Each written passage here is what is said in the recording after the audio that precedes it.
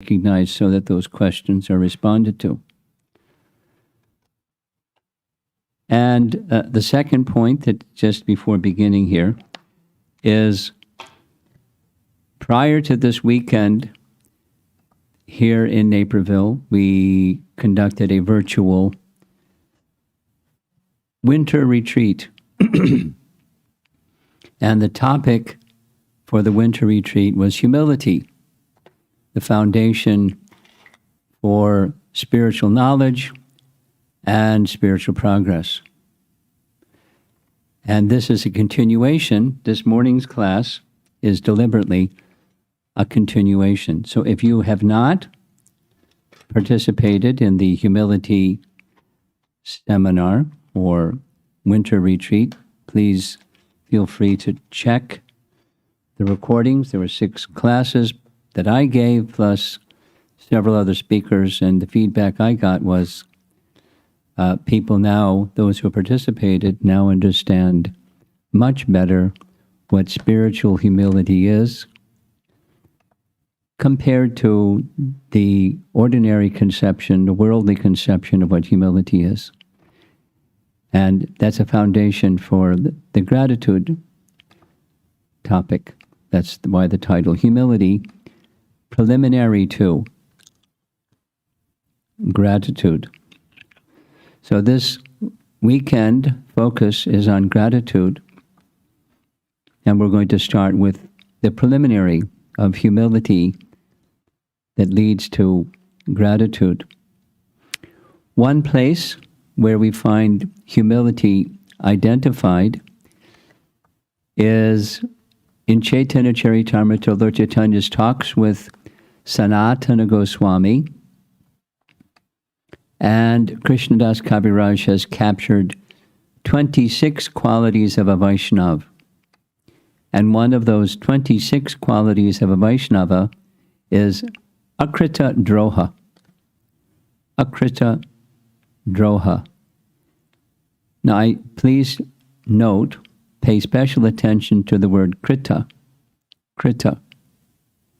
Because the word krita is an essential Sanskrit term that's also connected with gratitude. That is to say, the dhatu, or the root of these two qualities, humility and gratitude, they have the same Sanskrit root, krita. You'll see shortly, but krita, by definition, it means favor or mercy or some kindness that's been given to someone. And gratitude is krita gya, one who recognizes, gya, one who knows that a favor has been done to them or for them. Krita gya. So this is humility. It's akrita droha. And in the word for word, in the Chaitanya Charitamrita reference you see, it's translated as humble or humility.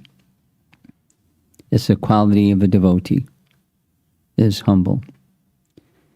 And this akrita droha is found in several places. We'll mention some of them.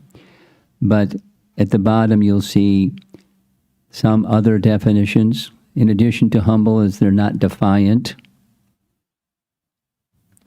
They never injure others, nor envy others, nor become the enemy of others. Even if others become their enemy, they don't become the enemy of others. That's humble. Those are meanings of this akrita droha phrase. The same akrita droha phrase, pay attention because we're going to go to the next slide. You see at the top there's 26 qualities of a Vaishnava, and Krishna speaks of 28 qualities of a Vaishnava in the Uddhava Gita section where he's speaking to Uddhava. Chapter 11, you can look it up later, verses 29 through 31. And one of those 28 qualities is Akritadroha. And the explanation from BBT, this is not Prabhupada, but it's the BBT. Even if someone is offensive toward a devotee does not become offensive in return. Humble. Amanina. Humble. Offering respect to others and not worrying about whether one is respected in return, that's humble. The opposite, Krita Droha, is in the BBT purport there, most injurious to themselves and to others. So Droha, in the word for word, is to become enemy. Akrita Droha, become the enemy of one who has done disfavor. Krita, remember? Krita means kindness, favor. So one who has done the opposite, Droha, you don't become the enemy. That's humility. We're looking at definitions now of what humility is. From this list of 28 qualities of a Vaishnav, Akrita Droha being one of them, Srila Bhaktisiddhanta Saraswati Thakur has made an elaborate commentary on the whole Uddhava Gita, and his comment on these 28 qualities is something you've heard before. One of the 28 is the primary or Swarup Lakshana, primary characteristic, and the other 27 emanate from or are resting upon this one. And that's complete shelter of Lord Krishna. I'm sure you're familiar with this, but to say it again, because no harm taking transcendental knowledge and repeating it again. Let's go back a bit to the 26 qualities. The 26 qualities have one of those 26 qualities is Krishna Eka Sharana. Krishna Eka Sharana. Complete surrender unto Krishna. Same. The Sanskrit is different. The meaning is the same. Now let's go for a moment to Bhagavad Gita. And there's the same list of qualities. You can look it up later. Chapter 13, verses 8 through 12. And Amanidvam, Adamvidvam. Humility and pridelessness are the first two on the list in the Sanskrit. And in the purport, first paragraph, you'll find there's one Swarup Lakshana of all the other Lakshanas, Tatastha, or marginal characteristics. And all the marginal ones are resting upon Mai Chananya Yogena Bhaktir Avyabhicharini in Krishna's language in Bhagavad Gita, which is the same. Avyabhichari Bhakti, undivided devotion, because where there's complete shelter, that's what one does. One does devotion. During this past weekend, we spent some time discussing the 6 Goswamis of Vrndavan. Actually, that was a seminar preceding the humility one. But Prabhupada writes that, our acharyas write that Chaitanya Mahaprabhu taught humility through Rupa and Sanatan at the center of the 6 Goswami image. And the details of each one of the 6 Goswamis, humility is profound. It's a principal characteristic of the Goswamis. Outstanding are Rupa and Sanatan.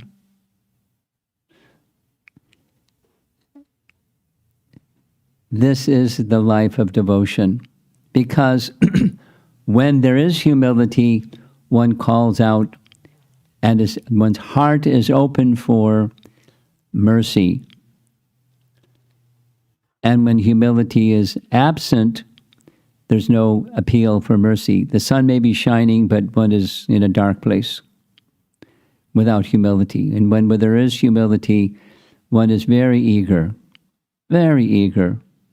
to call out for descending mercy from elevated souls, from the Goswamis, and our disciplic succession.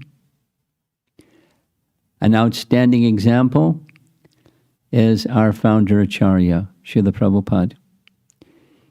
He was feeling incapable. He was feeling unqualified. Some of us know what that feeling is, to carry out the instruction given to him by Bhaktisiddhanta. He was making endeavor, but he was feeling incapable. And so what did he do? He appealed.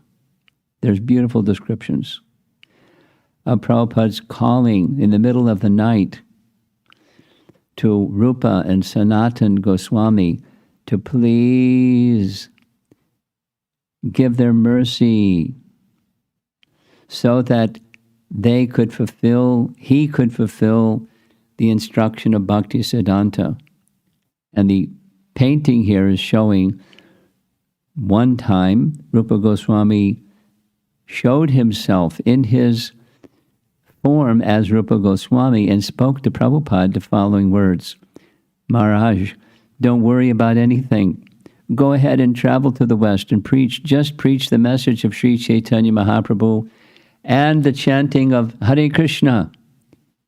You'll be successful, I guarantee, because I will be right with you all the time. For those who are eager for mercy, because their heart is in the spiritual conception of humility, the mercy descends. And then the power and the strength that they require to carry out whatever the service is that's being asked of them, it becomes possible. Even if it's mission impossible, it becomes possible. That's the confidence. It's self-confidence means confidence in descending mercy. In this way, one is not the doer, one is the instrument of the will of Krishna and his representatives. That's the picture of humility.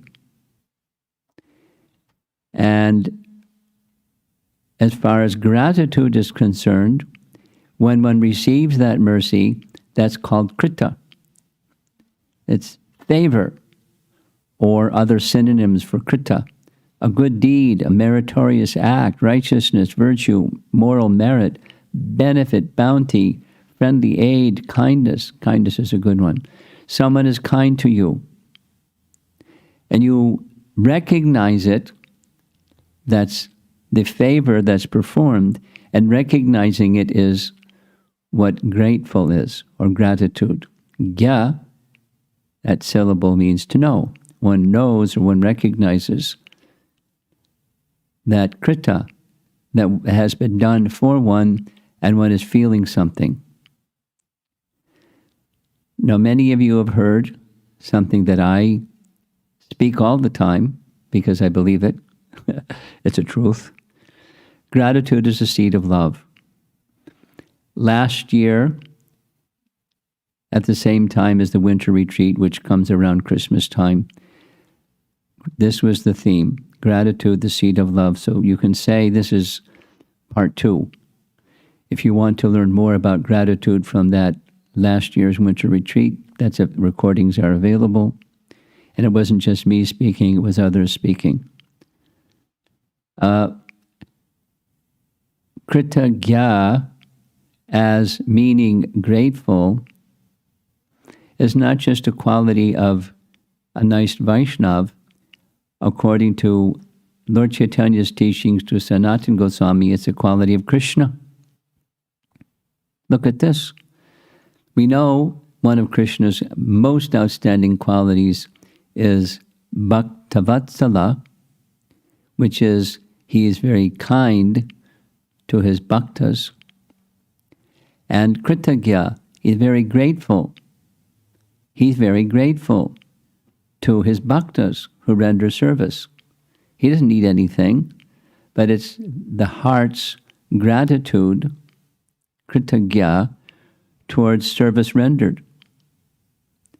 And the other two characteristics of Krishna, these are qualities of Krishna, taught by Chaitanya Mahaprabhu to Sanatana Goswami.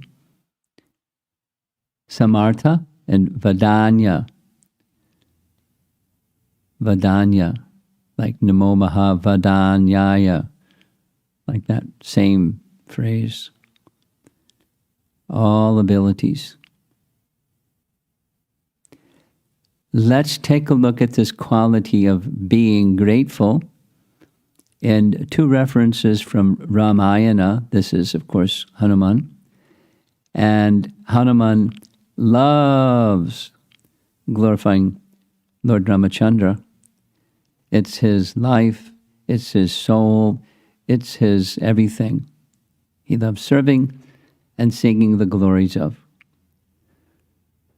So in Ramayana, this very same language, Kritagya, is found when Hanuman is crossing the ocean and the first obstacle comes in the form of Mainaka mountain. And when Mainaka mountain rises, there's some discussion.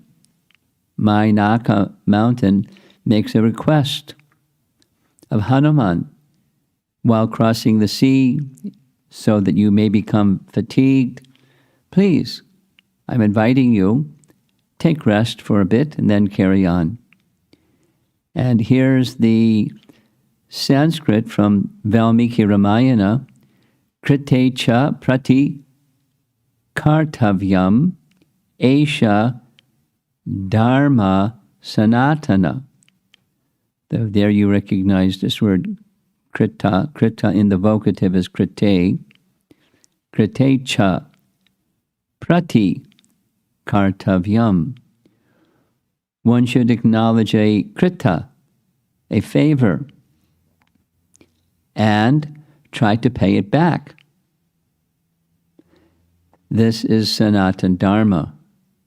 That's a pretty strong statement, isn't it? This is Sanatana Dharma. What's Sanatana Dharma? Well, we have an idea what Sanatana Dharma is. The Dharma of a living entity is to serve, and Sanatana Dharma is to serve Krishna. So Sanatana Dharma in Valmiki Ramayana is to acknowledge a favor and try to pay it back. That's what Sanatana Dharma is. We're Krishna's part and parcel, and we received so much from Krishna. And to repay that, try to pay it back, the kindness received from Krishna, that's Sanatana Dharma. Very nice, isn't it? Here's a little detail, and the word, this verse is being spoken by the Mainaka mountain himself, and he gives two examples of the favor, the krita, that he would like to repay. The first one is long, long ago, the sea god had received a favor or service from one of Lord Ramachandra's ancestors named Sagara. King Sagara is in the same line, the Ikshvaku line, that Dasarath and Ram, etc., appeared in. And that ancestor, Sagara, in search for the horse that was stolen by Indra, in search for the horse, one of the efforts was to search everywhere, and the seas were dug by the 60,000 sons of Sagara searching for the horse. That's increasing the ocean's boundaries. And then again, Sagara helped the ocean personified when angry Agastya Rishi was trying to dry up the oceans, and Sagar protected him. So the ocean personified, or the sea god, was feeling kritagya, or gratitude, towards the ancestors of Lord Ram, and he wanted to do something for Lord Ram. And so the sea god approached Mainaka. Can you help? Can you help me repay this favor? And the Mainaka was approached because Mainaka, long, long ago, was saved by Vayu, the wind god, who was the father of Hanuman, when Indra was smashing with his thunderbolt different mountains, because, according to the Puranas, there was a time when mountains were able to fly and they had wings, and Indra didn't like it, and so he was breaking off their wings with his thunderbolt weapon. Mainaka was protected by Vayu. Mainaka was placed within the sea, and Indra was not able to break his wings. And so Mainaka was approached by the sea god, both on the platform of Sanatana Dharma, or repaying a favor, or making a conscious expression of gratitude. Very sweet. Within the crossing of Hanuman over the ocean, there's a very important lesson for us. And there are many, many ways we can learn this lesson, we'll find in the course of this weekend. One very memorable lecture for me was Srila Prabhupada visiting the Henry Street Temple in New York. And I remember very clearly to this day, Prabhupada was speaking how Krishna is grateful. And to illustrate the gratefulness of Krishna, is he never overlooks even the simplest of service. I remember very clearly, he's speaking very strongly, and his voice went higher in pitch and louder in volume at the same time. Even if one performs the most simple of service, even if one turns one screw in Krishna's temple, Krishna will never forget. And we may not remember if we turned a screw in Krishna's temple some time ago, but Krishna will never forget. And the basis of his not forgetting is gratitude. Kritagya. And that quality that Krishna has, amongst the qualities of Krishna that Lord Chaitanya described to Sanatana Goswami, is a quality that we should recognize that's in Krishna. Another very celebrated, popular example is the words of Uddhava. When Uddhava is speaking about Krishna, he speaks about how grateful Krishna, even in the lap of Putana, who was intending to kill Krishna, because she rendered a small little service, which was part of her plan for killing Krishna. Krishna was very grateful and gave her a position in Goloka Vrindavan as an assistant nurse of Mother Yashoda. Because of this one quality, Uddhava says, who can find a better master than Krishna? It's a nice illustration. The background is the real intention of Putana, very wicked. But Krishna overlooked the wicked and accepted the small service and gave her an amazing result. Eternal life in the spiritual world as a maid servant, or an assistant of Mother Jasoda, a nurse. How grateful is that quality of Krishna? So naturally it's there in the living entity because living entities are parts and parcel of Krishna. Another nice scriptural reference is this one. In Nectar Devotion, aside from Lord Chaitanya's teachings to Sanatana Goswami, we find Rupa Goswami writing the 64 qualities of Krishna. And one of the 64 qualities of Krishna is Kritagya, that he's grateful. And there it says there's a small quantity of each of Krishna's qualities within the devotee. Now the statement of Nectar Devotion is, provided they become pure devotees of the Lord. That means living entities have the potential of being grateful, but they may be ungrateful unless they become devotees. Or becoming a devotee is an expression of being grateful. So look at in the red letters, there's this Sanskrit word for grateful, and then there's a very similar root for one who is ungrateful. Kritagya becomes kritagne, ungrateful. This, I don't know how to properly pronounce, G-H-N-E, gne, one who destroys, or one who subdues, or one who overpowers. Krita. Just ignore it. Ungrateful. Let's take a look at some examples from Scripture of being ungrateful. There's a very elaborate description at the end of the 4 months of the rainy season, after Sugriva has become the new king, replacing Vali, and he's enjoying like anything in palace life. Ram looks very sad, and he's pondering over the loss of Sita. And it's not just a worldly sad, it's a transcendental emotion, naturally.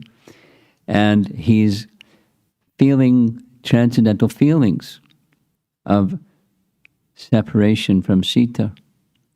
There by his side is Lakshman. And he's explaining, here's the Sanskrit of one verse in this whole section, where he's pondering on the absence of Sita and the necessity to regain Sita. Here's the verse, and the word for word, kritartha. Kritartha is one who has achieved his objective. That's Sugriva. Whoever has received his objective, kritartanam. See that word krita, the root is there in both of these words. Of the needy man, mitranam, a friend. Mitra is the friend. Na bhavanti, to not help. Kritagya, such an ungrateful person, is like an animal. Whew. Here's the translation. Even the carnivorous animals dislike to eat the body of such ungrateful men who do not help their friends, even though they have received help and have achieved their objective. So there's this word, kritagya, or ungrateful. Very abominable. It's not just, a slip. It's very abominable, being ungrateful. And so he sends Lakshman to go remind Sugriva. Here's Lakshman now at Kishkinda, and Sugriva's trying to slip out the back door back there, when he sees Lakshman is in an angry mood.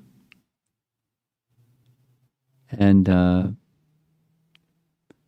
there's a little softer reminder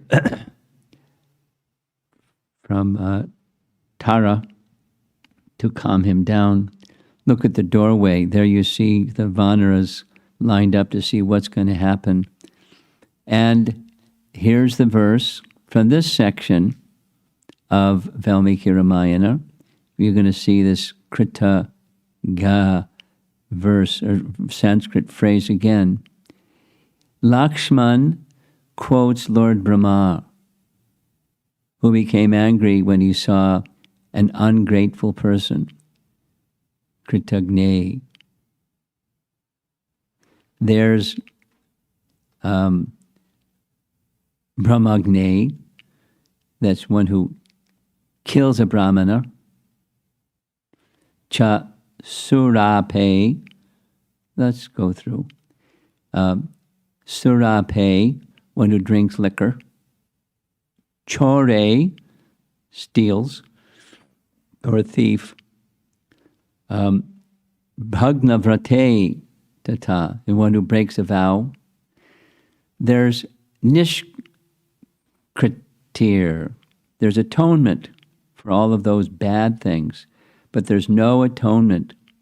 Na asti nishkriti. There's no atonement for one who is ungrateful. Pretty heavy. This is Brahma who speaks this verse when he sees another person being ungrateful. Lakshman quotes Lord Brahma. Atonements have been prescribed as beneficial, vihita. Vihita is in the second line, nishkritir vihita. For one who kills a brahmana, one who drinks liquor, one who commits theft, and one who violates a sacred vow, but not for one who is ungrateful. It's contemptible. It's not just like, whoops. It's contemptible. These are two references in Ramayana that speak about the severity. And it's same as referenced in Mahabharata, where Brahma is quoted speaking the very same verse.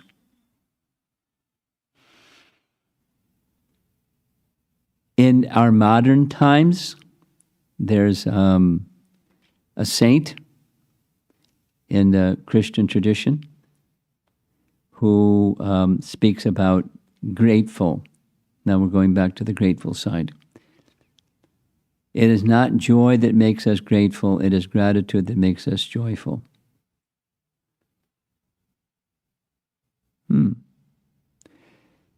It's a celebrated quote.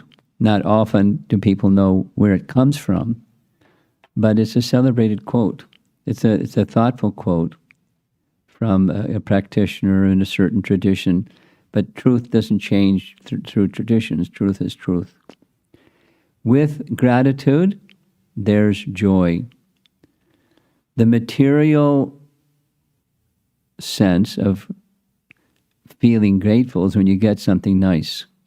You're supposed to say thank you, right? And all over the world, that's the culture. You receive something nice, you say thank you. But if you don't receive something nice,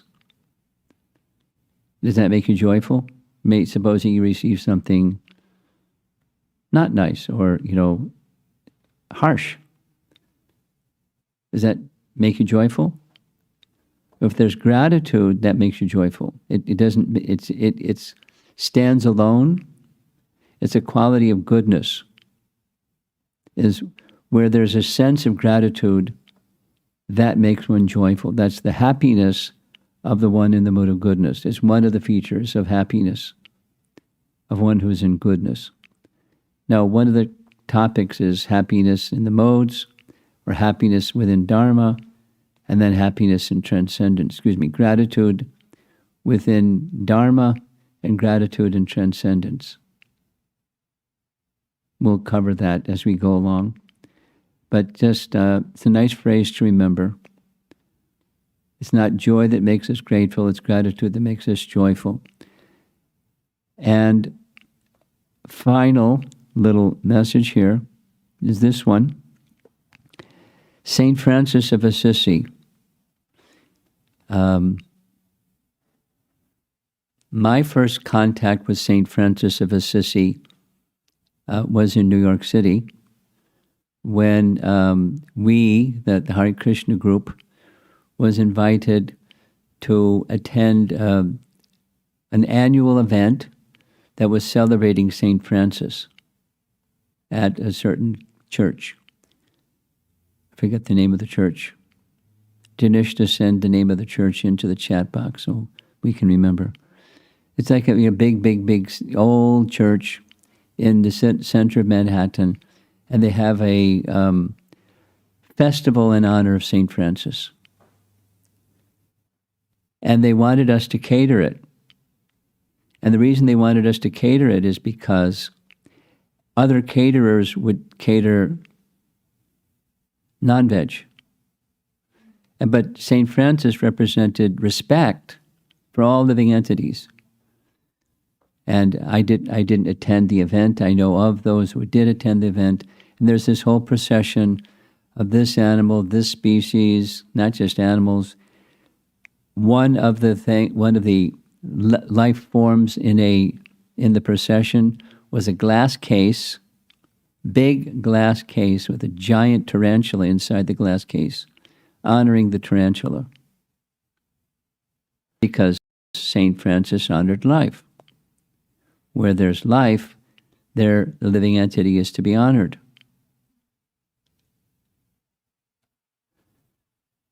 So here's something you should have received in the handout, whoever registered for this event should have received this little document, The Perfect Joy, which I'm going to summarize right now.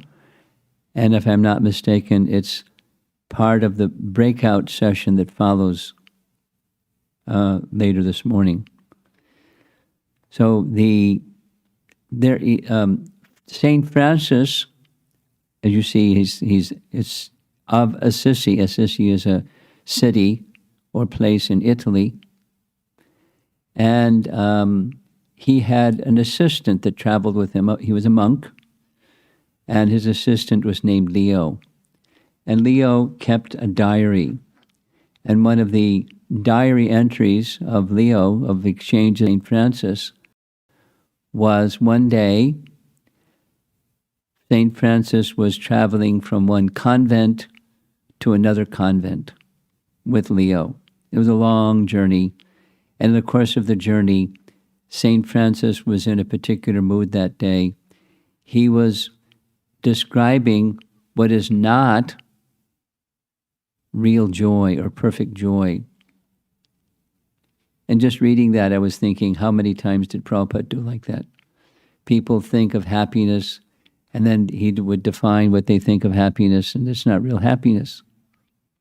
So who knows exactly what the exchange was, but something like that. And this is not, that's not, that's not, that's not. So many times, what's not perfect joy, Leo ventured a question.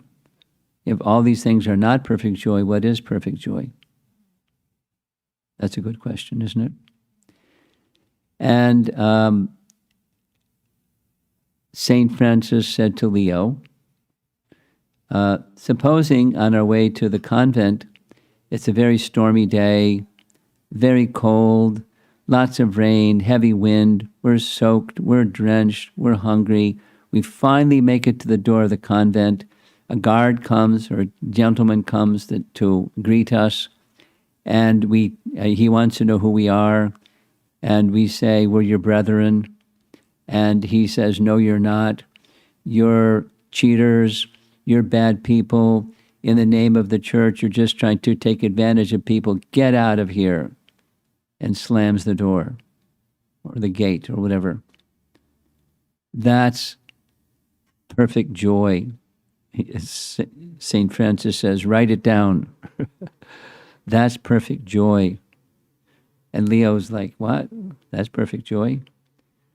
And then St. Francis continues saying, so we have to spend the evening, the night is falling, it's getting colder and colder, it's starting to snow and it's very cold, we're very hungry and shivering and soaked and drenched, and we try again to go to the gate of the convent. The same man comes and insults us in harsh words, saying, "You're robbers, I don't trust you, get out of here before I beat you with sticks," slams the door again. And I'll just read because the language is important.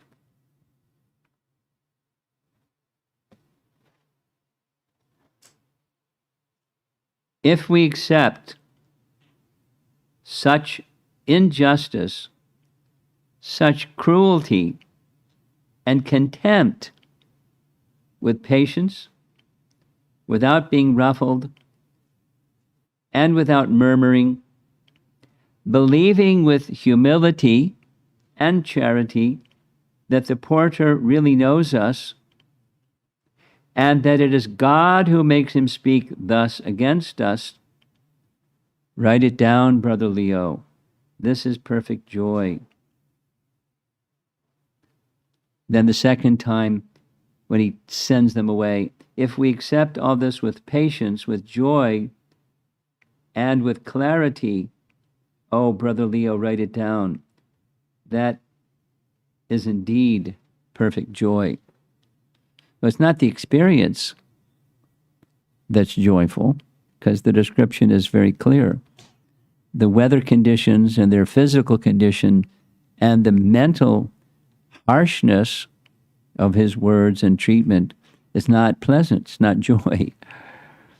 So real joy and perfect joy is just as we heard from Bhaktisiddhanta Saraswati Thakur, from Krishna's words, where one has exclusive shelter in the personality of Godhead. Of course, the tradition is different, the language is different, etc.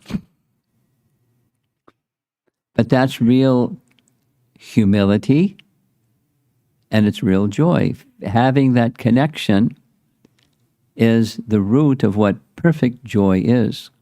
Not getting something. Remember this other statement. It's not joy that makes us grateful, it's gratitude that makes us joyful. Same word, joyful. Same message from St. Francis of Assisi. And the last slide is this one. This is something I believe you'll be taking up during your breakout group, so you can start thinking about it now. When there is an expectation of a fellow Vaishnava to display reasonable degree of kindness, krita, fairness, or other basic characteristics of a wholesome being, and you experience that as being absent, how to process that situation in a balanced, non-judgmental way, what inner quality within you is required. So the idea in the breakout group is you can answer this question and make an application exercise in how can you develop your gratitude better. I mean, the condition that St. Francis is outlining is extreme. Not so likely that would happen. But supposing something going in that direction were to happen to you, and to remain unruffled and peaceful and joyful. That's what perfect joy or what real joy is. And one who is experiencing gratitude can experience that. But it is not the mundane kind of gratitude. It's the transcendental kind. That's the topic for this weekend. And that's it for this morning's presentation. We now have a little bit of time for discussion. So remember, there's nobody in the room here for discussion, so it's resting on all of you out there. in cyberland, virtual land. So let's see if there's some discussion. Hare Krishna Maharaj. We have 3 questions so far. The first question is from Vrajajana Prabhu, who's asking, one who is ungrateful, there is no atonement as per Lord Brahma. But in one sense, we are all ungrateful to Krishna. Can we understand that? How do we understand that is his question? Yes, Maharaj. Well, sure. How do you atone for our this lifetime and so many lifetimes of ungratitude towards Krishna? And that's devotional service. So it's not, our atonement is devotional service. It's not something separate. In Karmakanda, there's a prayaschitta for everything. You do this wrong, you do this prayaschitta, you do that wrong, you do that prayaschitta, and so forth. In the bhakti process, there isn't prayaschitta, it's just being reinstated in devotional service. You know that from Nectar Devotion. That's how to understand it. Next. Thank you, Maharaj. The next question is from Amrita Keli Mataji, who's asking, could you kindly share how we can continue to be grateful when apparent reversals come in our devotional service, not some material reversals? Okay. Go ahead, read. I'm thinking of many devotees not being able to join the Vyasa Puja event in person, in spite of so much eagerness and prayers. I'm also thinking of your computer crashing right before the yatra. How can we not just grudgingly or apathetically accept these as Krishna's plan, but actually see them as Krishna's kindness and be grateful? Well, when there was a computer crash, what I found is there are a lot of people with their sleeves rolled up, ready to help me put the pieces back together again. And, Krishna's mercy. A lot of people got some service, and there's a lot of interaction that wouldn't have happened if there wasn't a computer crash. I mean, there was some strain of time and, the nervous system, but Krishna gave the strength, and so it was mercy. And it wasn't like, cuddly and yummy and all of that, but it was a special kindness. And however that happened, now there's a backup system in place, and now I know more about how to protect against that than I did before. And, the pandemic and the eagerness, life has unlimited number of plans that are, Krishna conscious, reasonable plans. And then there's obstacles because it's the nature of this world. Without listing, for example, there's n number of examples. It's just the nature of the place in which we are. It's not conducive. And so what do you do? How do you sustain is the question. And that's, the whole topic that we're discussing this whole weekend.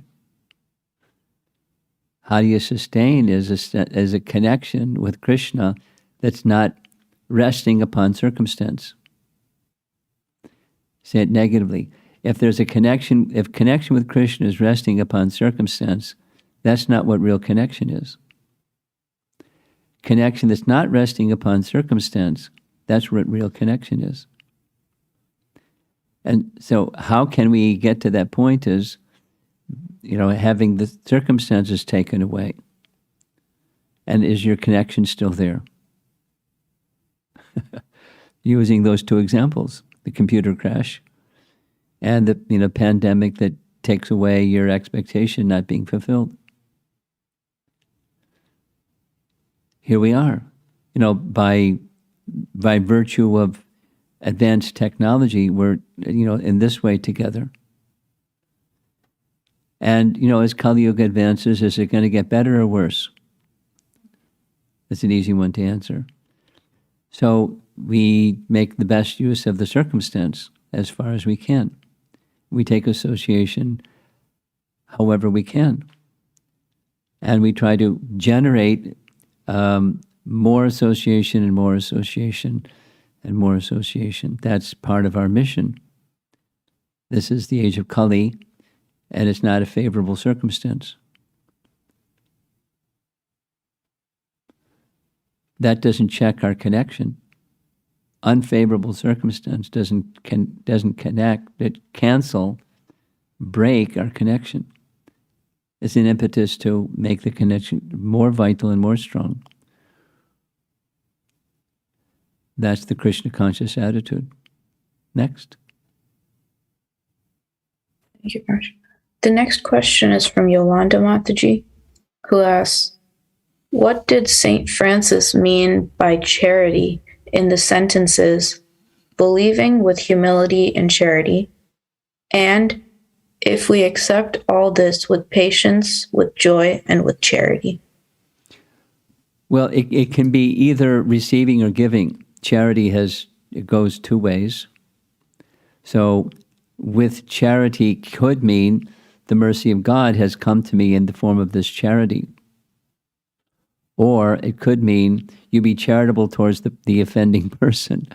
You give your kindness or charity to that person, even they're not being kind to you. They're, in fact, the opposite. They're being very harsh and cruel. Now, that's a transcendental kind of charity. Krishna's kindness in the form of, misfortune, or the kindness that may be directed towards one who is the deliverer of misfortune. Exactly the definitions that we found right here. Krita droha and akrita droha. It's exactly embedded in your question. The answer is embedded here. Become the enemy of someone who injures you is krita droha.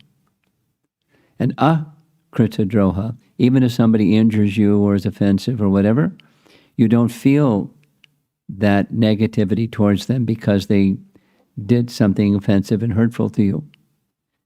That's the transcendental kind. And that's the idea of charity, as being charitable to the person who has done something hurtful. We were discussing this. I'll mention it again since I think there's going to be time. You might like to find out some more about a nice experience and the narration of that experience of Jayadev Goswami. Jayadev Goswami was a Brahmin, and he is the author of Gita Govinda, and he was a worshipper of very beautiful deities of Radha Madhava. He was a Krishna Bhakta. And he wanted to have a nice Janmashtami festival, but he was a Brahmana without funds for a Janmashtami festival. So he considered one way to gather some funds would be to travel here and there and sing and speak Gita Govinda. And people would naturally give to the Brahmana some dakshin, which he would then use for the worship of his deity, not for his own enjoyment. So at the end of his travel, he was heading back for his home, and some robbers found him. They knew he had some money, and so they attacked him, chopped him, tied him up, took his money, and threw him in the bottom of a well to die. And after some time, a king of a nearby kingdom that he was passing through went to get some water from the well. He looked down the well. What's that? There's somebody down the bottom of the well. He rescued the person at the bottom of the well, not knowing who he was. And when he brought him to his kingdom, he found out who he was. And Jayadev started reciting, out of gratitude for the king's saving his life, reciting Gita Govinda. The king then decided to have a big festival where many, many, many people could come, and particularly the Brahmanas could hear his recitation of Gita Govinda. So the robbers, hearing about this festival, disguised themselves as Brahmins to get some money, because that's what they wanted. And while reciting Gita Govinda, he saw in the audience the robbers in a disguise of Brahmanas. And he leaned over to the guards, saying, make sure they get some money. And the robbers thought, uh-oh, he recognized us, we're in trouble. And so they got up and ran. And then Jayadev requested, follow them and make sure they get some money.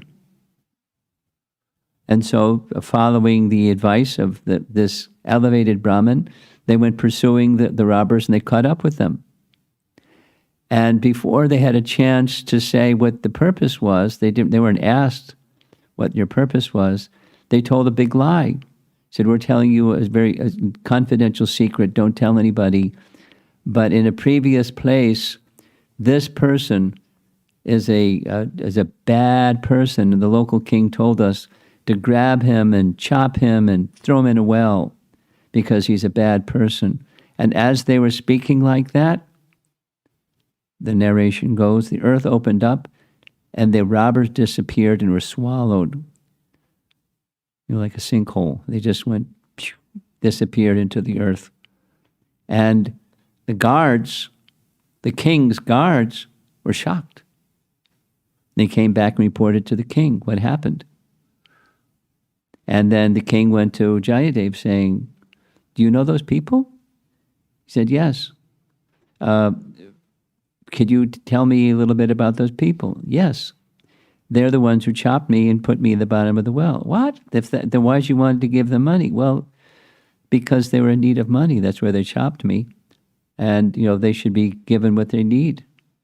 And the king was shocked because he's not interested in retaliation. Look on the screen. Even if someone is offensive toward a devotee does not become offensive in return. But krita droha is you become the enemy of someone because they hurt you, or they did something that was offensive towards you, or injured you in some way or another. In the case of Jayadev, it was physical. There was death. They were intending to kill him. And then they're continuing to insult him verbally. So, nonetheless, Jayadev was very kind. Now, that's a transcendental quality.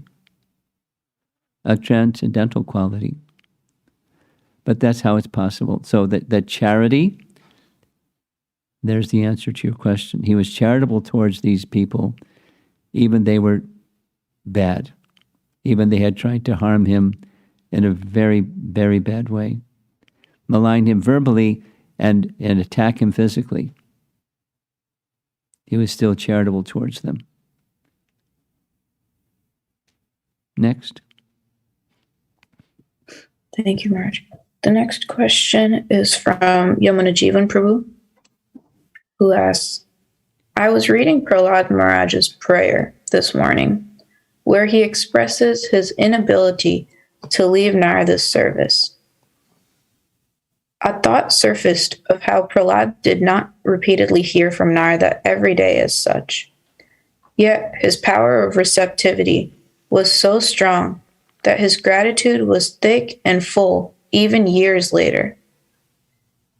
In reflecting on my weak self, it takes repeated contact with the source of mercy to restore, revive, or keep afloat genuine feelings of gratitude. What does Prahlad, or Srila Prabhupada for that matter, have to not have a leaking bucket? What quality do they have so that they didn't have a leaking bucket is the question? Yes, Maharaj. Well, it's very simple. Very simple. Gratitude that's not dependent upon circumstance. Now, because how did he get that gratitude that's not dependent upon circumstance? One could say it's lifetimes and lifetimes and lifetimes of practicing devotional service so that it came to the point of spontaneous devotional service. And we're going to be touching on that, I believe, this evening or tomorrow morning, one or the other. I think it's tomorrow morning. You know, there's gratitude that's in goodness, and there's gratitude that's in transcendence. And gratitude in transcendence, we're going to hear about it tomorrow morning. Bhaktivinoda Thakur calls it raga. Raga is a quality that's in transcendence. There's gratitude that's in goodness, but, you know, we know it from Bhagavad Gita, the modes of nature compete for supremacy, and we have a tendency to forget, etc. So it's not deep and profound, but there's a stage where it's transcendental. It's not dependent upon circumstance. Prabhupada said, although I was alone in the West, I never felt separation from my Guru Maharaj. So gratitude that's not dependent upon circumstance. That's transcendental, or beyond material circumstance. That's what transcendental is. And it's rare. So how do you get there? You practice from the position that you're in, and as purification, cleansing occurs, may that become your position, Jimuna Jivana, that you have spontaneous attraction of gratitude towards the source of the benefits that has come into your life. Next. Thank you, Maharaj. The next is a comment from Danishta Mataji, who says, "Thank you, Guru Maharaj. The name of the church where the St. Francis of Assisi festival is held in New York City is the St. John the Divine Cathedral." That's right. St. John the Divine, honoring St. Francis the Compassionate. And often when you see paintings of St. Francis, you see him with animals, not just dogs. I mean, Dattatreya is shown with dogs, but St. Francis is all kinds of animals. He was just very compassionate. Transcendental compassion. St. John the Divine Church. It's a very big, old, architectural, beautiful place with some land around it, and that's where the festival is, as far as I can understand. Thanks, Danishta.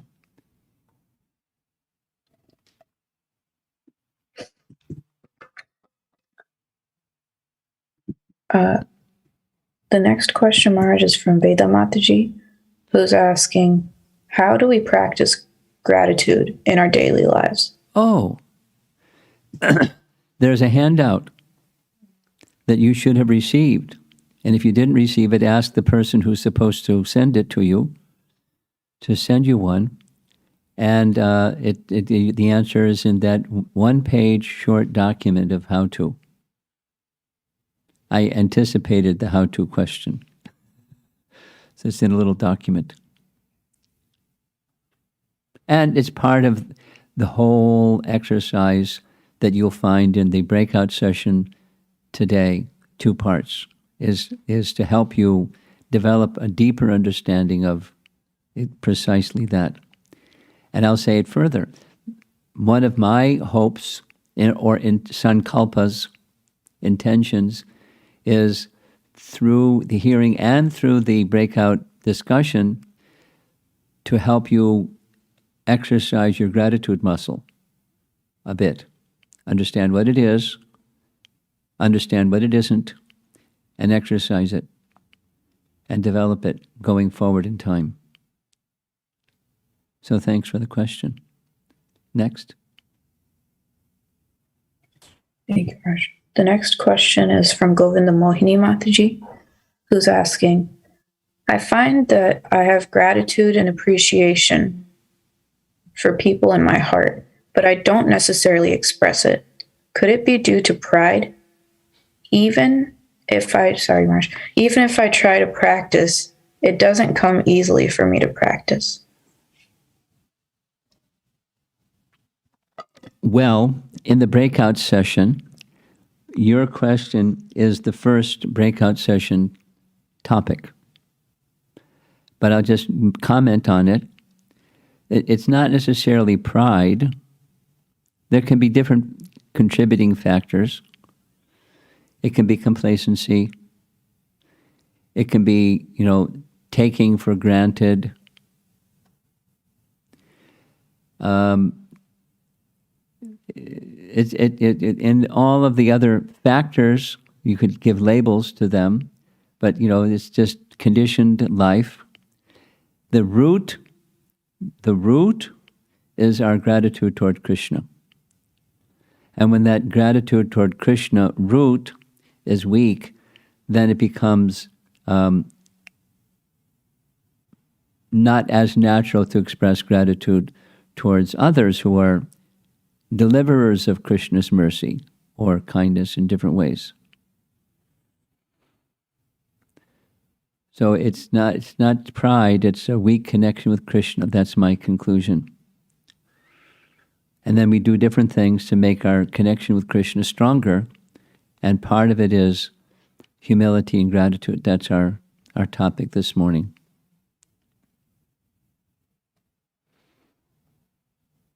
Next.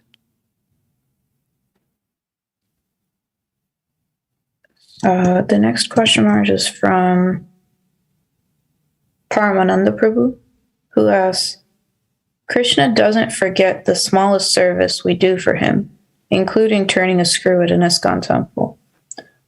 As Lord Ramachandra, he recognized the ungrateful nature of Sugriva and sent Lakshmana to correct that. Does Krishna easily forget our ungratefulness from the past? Sure. He doesn't forget, he forgives.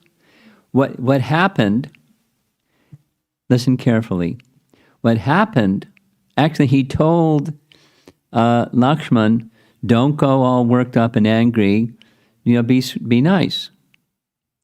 Lakshman got worked up and angry because he was feeling Lord Ramachandra's feelings of separation from Sita, and that was the transcendental emotion that caused him to get a little worked up. But Tara, etc., and Hanuman, etc., helped pacify Lakshman's anger. The point is, as soon as Ram understood that action had been taken on the gratitude front, that is a krita, a kindness being repaid, his feelings were of disappointment in Sugriva were gone. It didn't linger. He didn't, he was completely forgiving to the point of forgetting. Because his real interest was, because transcendental interest was regaining Sita, but as far as the feelings towards Sugriva was his neglect of gratitude. And when the gratitude correction was made, back to your question, he was, Lord Ramachandra was completely fine. No mention further.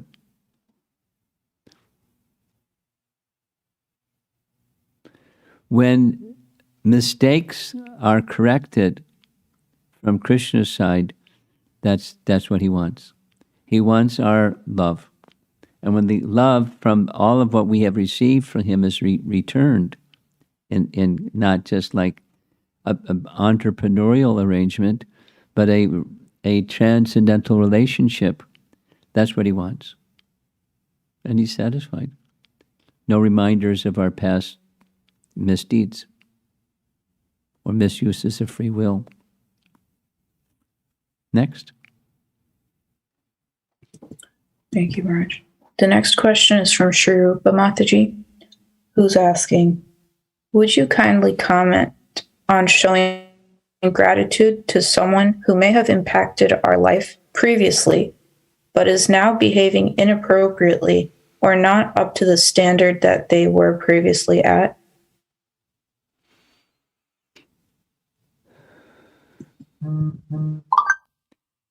Well, my answer to that is it depends.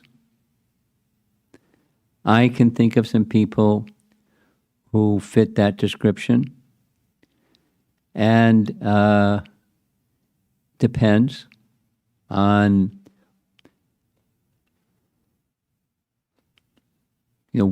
how dark their life has become. To remember, at least in your heart and in your mind, to remember the kindness and the favors and the kritas that were performed, that's good. It doesn't mean you turn your intelligence off and you can't see the deviation from that standard that they have now come to, whatever that might be. So my answer is, at least internally, you can feel some gratitude towards the kindness that they have received, and pray to Krishna for their, doing a turnaround. And in due course of time, that will happen. That's what the Bhagavatam teaches us. Whatever that service was that they did, it's not just for you, it's in service to Krishna because you're Krishna's devotee. So Krishna will recognize, and it's to their eternal credit.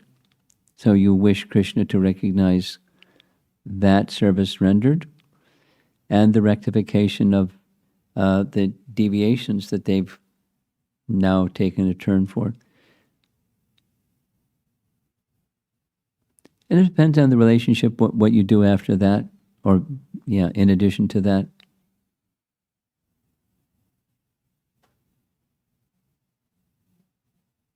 Next. Thank you, Maharaj. The next question is from Anisha, who asks, in our lives, there are so many people who we need to show our gratitude to. Do we need to show our gratitude to all of them or just to some specific people? Well, if you hold the grateful heart, it'll shine. And you may or may not say it or do something, but it'll shine. And, as inspiration carries you forward, you can say something or do something in appropriate ways. So the answer is not necessarily some specific act or word, but you carry that inside. Next. The next question is from Yamuna Mataji. I have an understanding that having gratitude is always looking for the positive in any situation and seeing the mercy. But does that simplify it too much?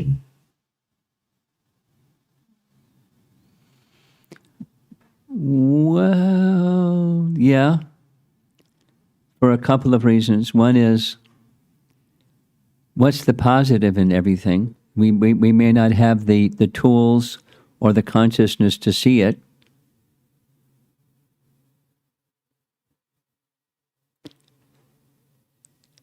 As consciousness becomes purified and elevated, then it comes closer to seeing the positive in everything, is what gratitude is. Then comes, what do you do about that? There's the cognitive, and then there's the affective, and there's the motivational. I'm going to discuss that this evening. So gratitude is more than just knowing. It's what follows the knowing, the affective and the motivational.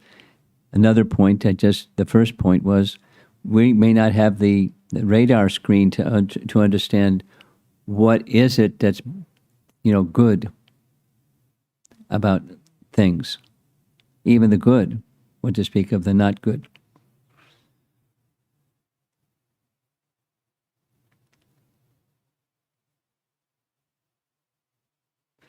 And the paying back part, which is what gratitude is, that needs to be addressed. No, that doesn't. I'm not making a comment about how you lead your life. I'm making a comment about the definition that you gave. Next. All right.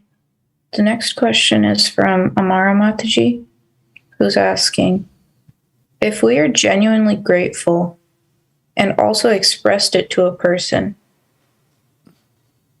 but also experience feelings of doubt or not understanding the very same person many times, then what is the situation and how do we overcome this to being completely grateful? Well, purification.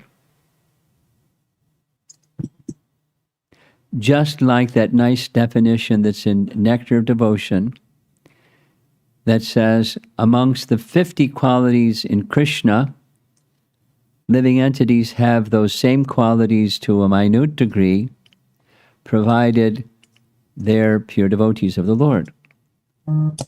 So until you become, or I become, or any one of us become pure devotees of the Lord, it's going to be less than complete.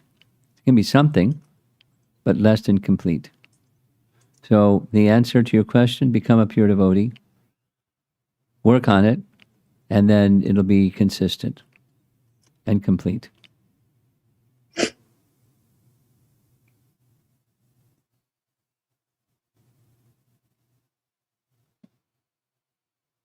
Next. Thank you, Raj. The next question is from Madan Mohan Prabhu, who's asking, I see that when I'm sincerely trying to hear and chant, a natural gratitude arises in the heart, but other times I find it difficult. Somehow, I lack gratitude in a cultural sense, in a day-to-day day-to-day dealings with devotees and family members. Welcome to the club. That's a comment. So then a comment to your comment is, now you know what to do, right? You know how to, you know what to do is chant attentively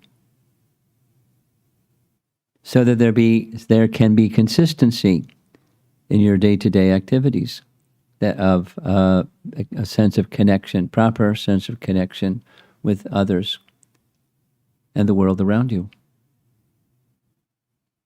Next. Thank you, Raj. The next question is from Shrita Prabhu, who asks, one of your slides says that one should acknowledge a favor and pay it back, which is Sanatan Dharma. My understanding is that while one may be able to acknowledge one's spiritual master's sacrifice, can he ever pay him back? Well, you make the effort, and that's gratitude, and that's Sanatan Dharma. You're asking, is it ever done? The answer is, it's never done, but it's the quality that's never done. Next. The next question is from Kirti Prabhu. What would be the appropriate way to express gratitude, especially to the person who helped me? Especially if the person who helped me is not willing or not available to accept anything in return?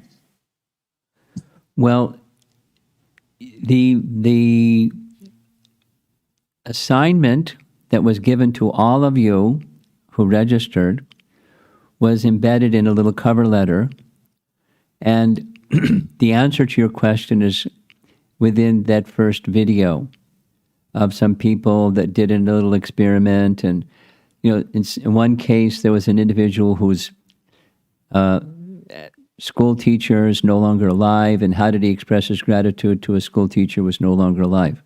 So there's some embedded within that little video are answers to your question. So I suggest you go back and view the video and try to pick up on the principles. And if somebody's not inclined, then you don't disrespect that person who's not inclined, but you find some other way. And there's n number of other ways that you try, but the principle is you try.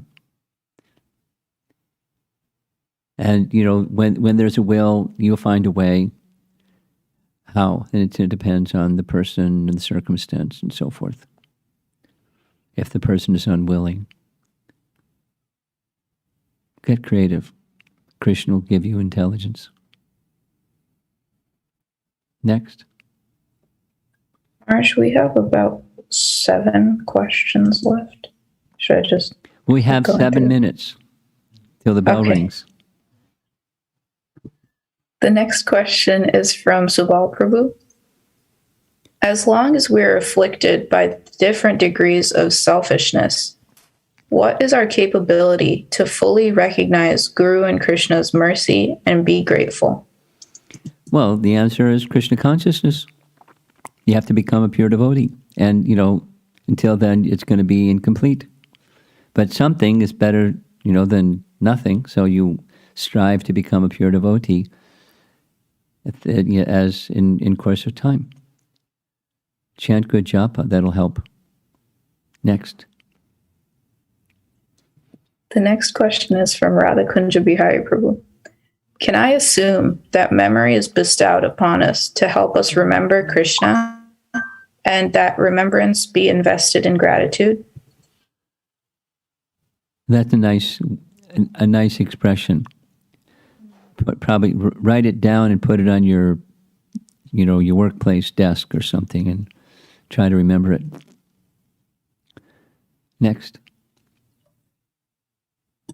The next question is from Vrajmataji.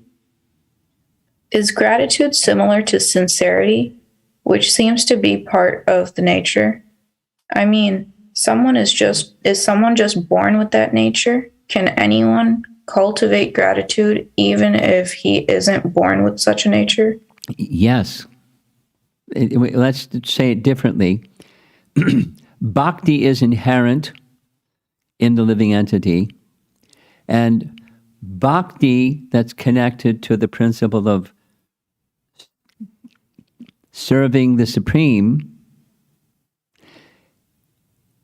brings that one quality, brings the other 25 or 27, depending upon how you make your lists. And so it's inherent in the living entity, and it can be cultivated. The best way is cultivate through cultivation of bhakti. And, there's lots of things taught about how to cultivate bhakti. And and part of it is what we're doing. And Raja, there's a handout that, how to cultivate bhakti. You look there and it's something you can cultivate. And yes, it is inherently there, and it may be more or less covered. It can be like really badly covered, but it still can be cultivated because it's inherent. All souls are good, deep inside, part and parcel of the supreme good. Next. Thank you, Raj. The next question is from Ramaraghava Prabhu. Is it accurate to say gratitude exists only when expressed, or we may have a sense of being grateful but not express it particularly in words? It's the second one. It's not whether you express it or not. Gratitude is, if it's in the heart, is gratitude, and whatever is inside will come out, even if it's nonverbal. Next. The next question is from Shriya Mataji. When I face unfavorable circumstances or people, is it okay to be neutral and away from them till I reconcile the situation? Do I have to suppress those feelings and act immediately? No, don't suppress, but keep it at a distance. That's a good idea. till you're mature enough to, do what's needful.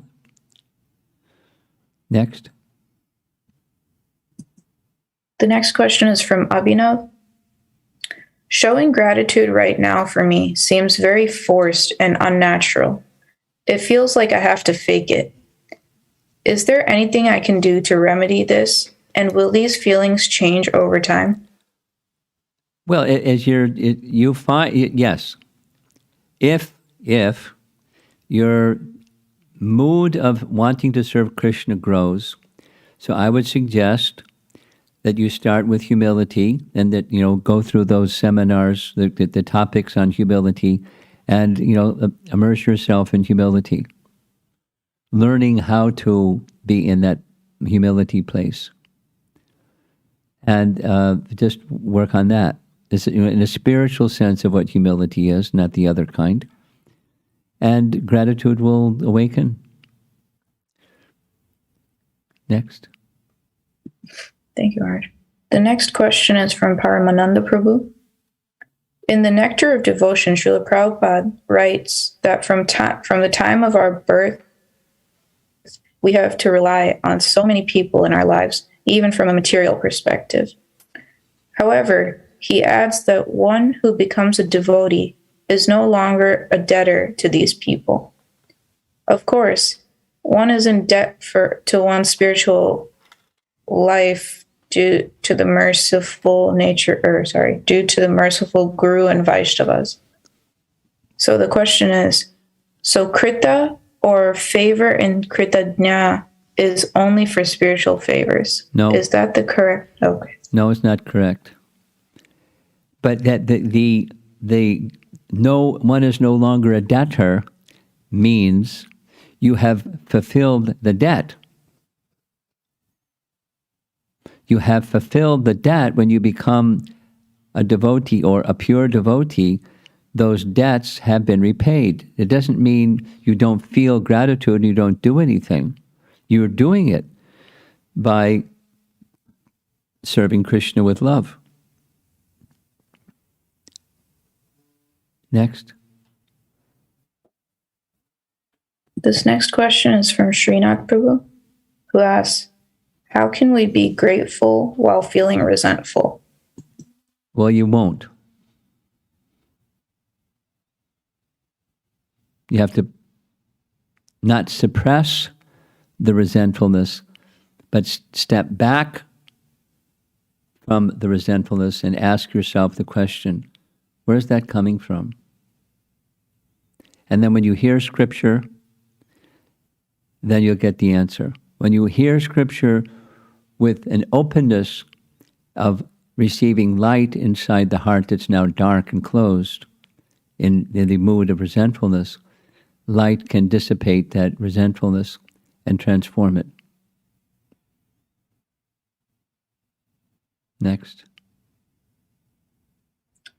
That's all we have. Thank you, Maharaj. Okay. It's 10:01. Oops, 9:01. Srila Prabhupada Ki Jai. So some announcements. Who's our Yasoda Nandan? Are you going to do some announcements? Hare Krishna. Yes, Guru Maharaj, and thank you for that really beautiful presentation.